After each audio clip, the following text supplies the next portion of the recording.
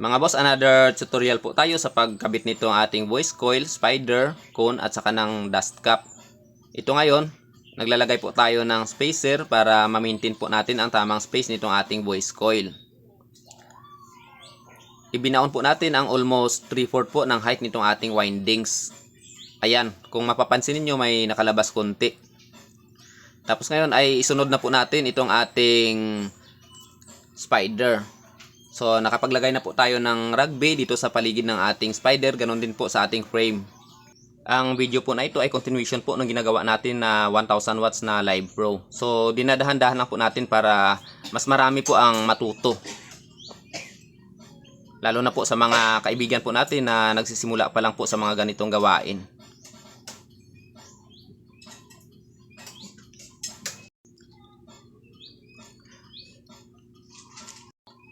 Isusunod na po natin ang paglagay ng Pioneer Pro na special formulation dito sa attachment ng ating voice coil at nitong ating spider.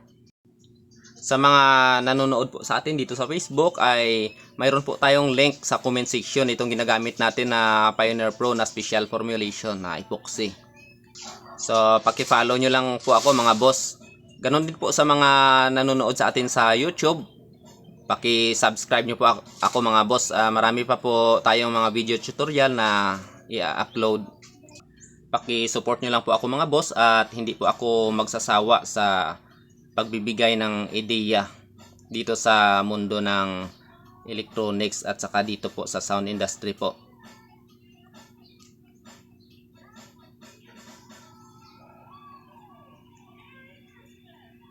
So, ayan mga boss, ngayon ay nilalagyan na po natin ng rugby itong edging nitong ating cone. So, konting support lang po mga boss. Kung may natutunan po kayo dito sa aking video ay paki-like naman po.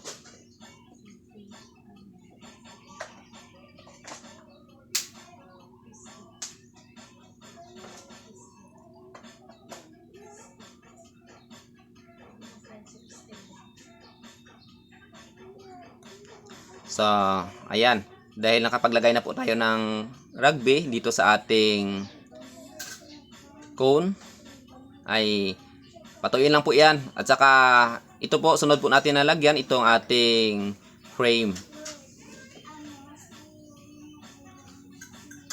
So, ayan mga boss, ang aking pamangkin na makulit. So, gusto siguro mag-electronics. Ito, pinapakialaman mga ginagawa ko.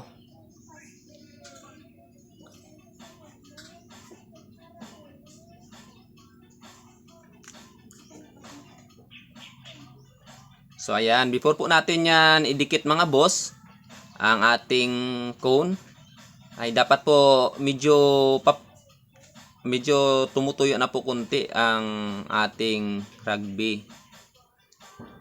Saka ito ngayon, nilalagyan na po natin ng Pioneer Pro na special formulation itong ating cone. Para po ito sa attachment ng ating cone at ng ating voice coil. So, ayan. Isintro lang po natin ang ating pigtail dito sa ating dito sa connection ng ating pigtail at ng ating voice coil. Ganon po itong butas po nitong ating edging ay dapat po na isintro po natin dito sa butas ng para sa bolt. So ayan, hinangin na po natin ang connection po nitong ating voice coil at saka nitong ating pigtail para maisama na po natin siya sa paglagay po natin ng epoxy.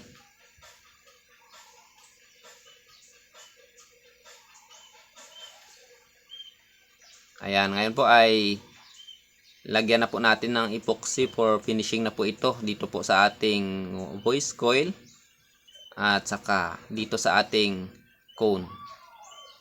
Sa pagitan po ng voice coil at saka nitong ating cone.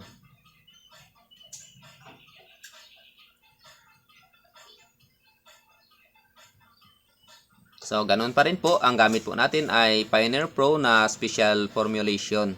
So dalawang pandikit lang po ang ginamit natin sa paggawa nitong speaker. Bali pati na rin po doon sa pag-align po natin ng magnet.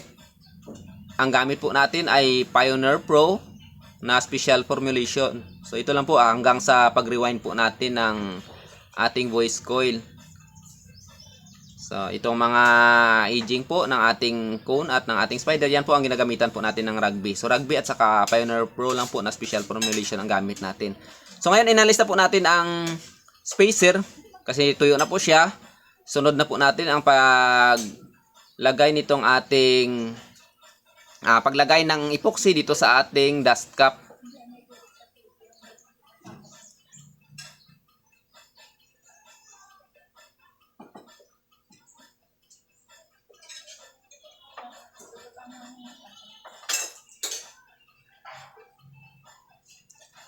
So ayan, ngayon po ay ilagay na po natin itong ating dust cap. At saka lagyan po natin siya ng papabigat hanggang sa tumuyo po. So ayan, napakaganda po ng alignment mga boss. Wala pong sumasayad kahit konti. So tapos na po ang ating ginagawang 15 inches na 1000 watts na Live Pro speaker.